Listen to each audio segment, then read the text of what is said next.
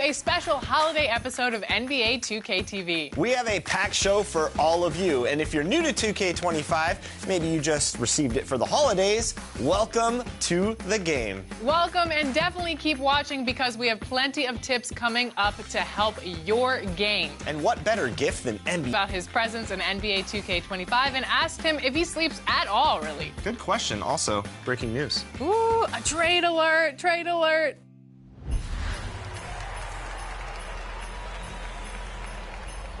Shams, welcome to the NBA 2K family. We are so excited to have you on board. I'm super excited, super thrilled to be part of the 2K Sports family. It's an honor to be in the game in any capacity at all, and to be able to be with the Kevin Harlans of the world, Brian Andersons, and being interviewed by you. I'm honored. I appreciate you. Thank you. So what is it like to hear yourself in NBA 2K25? It's a milestone moment for my life for sure, because it's something that I grew up on. I grew up playing it, whether it was playing my career, whether it was playing season mode, whether it was playing with your favorite player. It gave you an immersive experience that you were a part of. So to be a part of it in the capacity that I am, as far as providing insights and information and reporting, it's a really surreal feeling. So how can players encounter you in NBA 2K25? I'll have in-game commentary reporting with Kevin Harlan. Hey, Shams, the Denver Nuggets, of course, the winners back in 2023 of the NBA title. Is their window, in your opinion, still as open as it seemed to be? 100%. Let's remember, Nikola Jokic is still in his 20s. They still have Jamal Murray. The Nuggets front office has one thing on their minds, and it's a championship. I'll have trade reports during the games. I've just got confirmation that the early season trade the Jazz have been pursuing is final. Definitely, you might come across me in my career mode as well. One front office executive from around the league said there is some doubt about MP's readiness to be in the starting lineup. So those are three of the major ways that you'll be able to. And you mentioned Kevin Harlan. What was it like working with him? Working with Kevin Harlan was a dream. I mean, he's the best. He's the GOAT to me. Hey, Shams, thanks so much for joining us tonight. It's a pleasure to have you here. Kevin, always fun to hang out with you and all your crew and talk basketball. Every single take that he had, it was peak Kevin Harlan. He brought so much energy. LeBron against DeRozan. And LeBron proves it down hard. And his iconic voice, that's the same voice that I heard on every single take. And it's hard to do. The Lakers are now on their 7th coach in the last 14 seasons.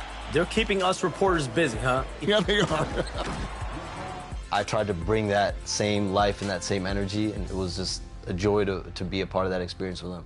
Kevin Harlan said that you have the pulse of the NBA and you're always going, and I was asking you about charging your phone because you always have to be on. When do you sleep? Sleep is to me, it's a ever evolving thing. I think at some points of the year, sleep is easier to come by than not. I mean, I try to get 6 hours for sure sometimes, you know, especially during the regular season. But, you know, there's always those points of the year. Trade deadline, free agency, draft. Those are moments where you know you have to be on your phone at any moment. You know your phone will ring, you know, you just never know. And so it comes and goes. And I bet you can never put your phone on DND. No. I have the loudest ringtone. You'll see. What is it? And the longest ringtone ever. It's the dun dun dun dun dun dun dun dun dun dun dun dun dun dun dun. It's that one. I wish I could hear that every night, you know. That means that you are meant for this job. You have to really immerse yourself in it, and that's what I've tried to do my whole life is I try to dive all the way 100% in, so. Well, tell me about how you got started in the business. I got started because I loved basketball and I loved writing, so I played basketball growing up. I got cut sophomore year of high school, and then once you get cut, it's like you have to figure out what. The mile-high city of Denver, Colorado. The Rockets taking on the Nuggets. For the Houston Rockets, they know each game is a test of their physical endurance and mental focus. Another challenge lies ahead. Nuggets, Rockets, coming up next on 2K Sports.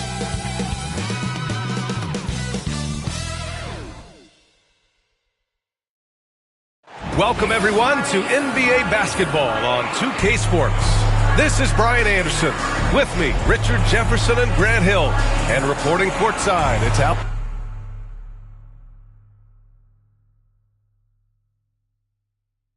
In the NBA, and then those dreams get dashed like it does for many people. And then I loved writing too, so it's like you combine basketball, you combine writing. I started writing for a school newspaper, then I write for a blog, then I write, and it's a trickle-down effect. You know, you just keep with it. I didn't have any connections in the industry. My first Summer League, 2013, I was deer in the headlights. I didn't know anyone, and it was definitely nerve-wracking. It was uncomfortable, but I think those uncomfortable moments definitely allowed me to, I think, find my footing, and you have to put yourself in uncomfortable positions to be able to get on the other side and get comfortable and find your place in whatever it is you're doing in life. I've been doing this since I was a sophomore in high school, really, so was that 16 years old? So I've been at it for like 15 years now. Wow.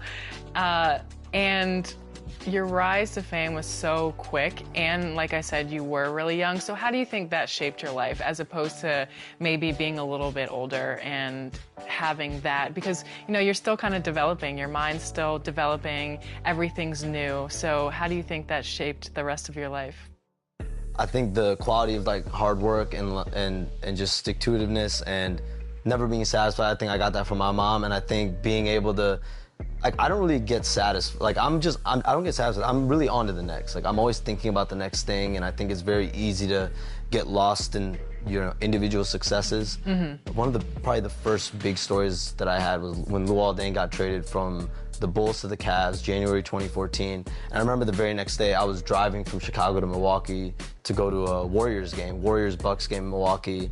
And I wanted to do a one-on-one with Klay Thompson and like spend time with him. And I did that. Like I went the next day, did the interview, drove home, and I was a sophomore at Loyola Chicago. And like, I feel like a lot of people that age might get complacent. You know, you have a big story break. I think I went from like 700 followers, like 7,000, and you know, I feel like now looking back, I'm like, dang, like I'm proud that I had the, you know, like on to the next mentality. You said that you aren't complacent, but how do you find happiness just in life apart from your job?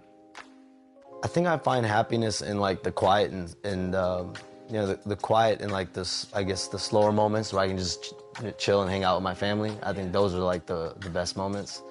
Do you have any advice for younger reporters or someone that's just getting started in the business and that wants to be you at some point? My advice for any young person, really in any field, but specifically like, I guess, media, journalism, etc., is like find exactly what it is you want to specialize in. Like for me, it was writing. I never thought I'd be on camera. I never thought I'd be doing anything on air. I always thought I would just write. And so from high school on, like I just wrote incessantly. I wrote more then than I do now, honestly. I think I was writing like 3,000 to 5,000 words back in high school and like per day, you know? And that allowed me to find exactly how my writing style was. And you only learn by trial and error. You only learn by like learning through your mistakes or learning through you know, actually doing the work. And I think getting reps is very important, but whatever it is, find your specialty and just go get it. What's next? I know you don't get complacent, so where do you see yourself in 5 years? Oh, no, don't do that. Don't do that to me, Alexis. I don't know.